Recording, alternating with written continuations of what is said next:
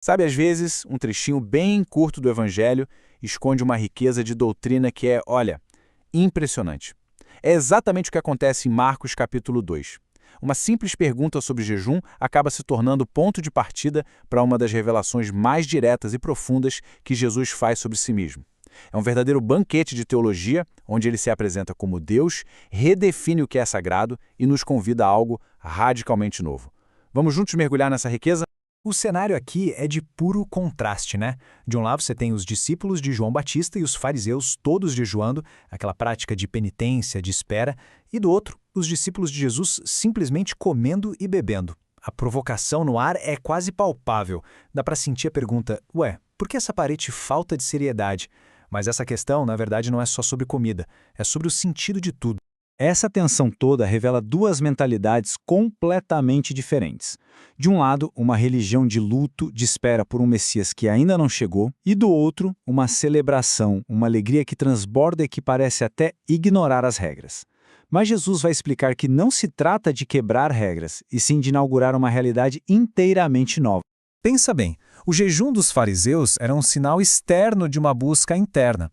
Era um esforço humano para tentar se aproximar de Deus, lamentando a distância. Mas, na mesa com Jesus, a dinâmica é outra. A lógica muda. Não existe mais espera. Por quê? Porque a própria redenção está ali, presente, em carne e osso.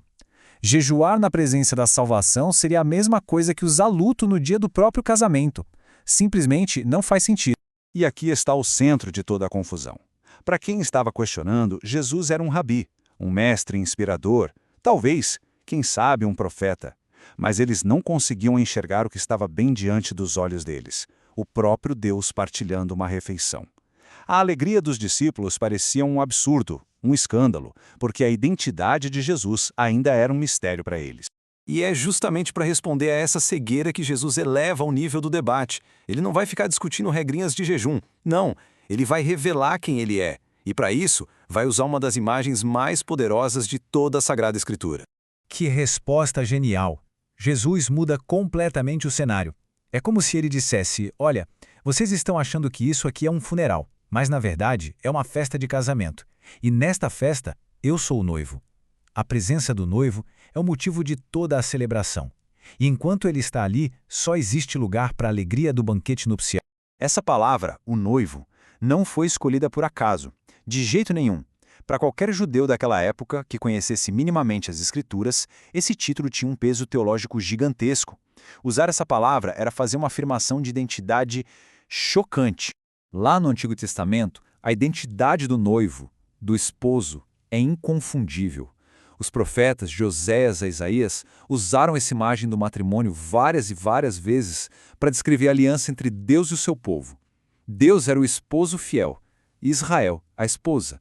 Esse era um título, percebe, reservado exclusivamente para o próprio Deus. Então, a conclusão é inevitável e de uma audácia monumental. Ao se chamar de o noivo, Jesus não está só se comparando a um profeta. Ele está reivindicando para si o lugar do Deus de Israel, que veio pessoalmente celebrar as bodas, estabelecer uma nova e eterna aliança com a humanidade. A festa começou. Por quê? Porque o noivo chegou.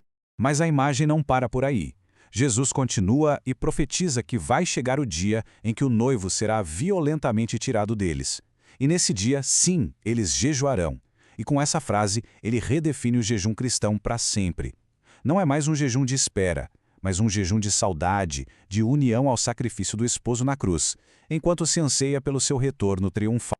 E para não deixar nenhuma dúvida de que essa novidade toda não é um simples remendo no sistema antigo, Jesus conta duas parábolas do cotidiano, curtinhas, certeiras, e que funcionam como um grande sinal de alerta.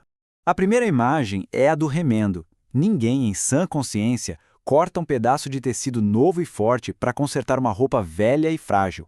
Por quê? Porque na primeira lavagem, o pano novo encolhe e rasga o tecido velho com mais força ainda. O buraco fica pior do que antes. A lição é clara. A graça não veio para remendar o legalismo, veio para nos dar uma veste inteiramente nova. A segunda imagem é ainda mais explosiva. O vinho novo, que a tradição da igreja sempre associou ao Espírito Santo, fermenta, ele expande, ele tem vida. Agora imagina tentar colocar toda essa força divina nos odres velhos, nas estruturas religiosas antigas, já ressequidas e rígidas pelo tempo. É a receita para o desastre. Tudo se romperia. Esse vinho divino precisa de odres novos, corações renovados e uma estrutura nova, a igreja.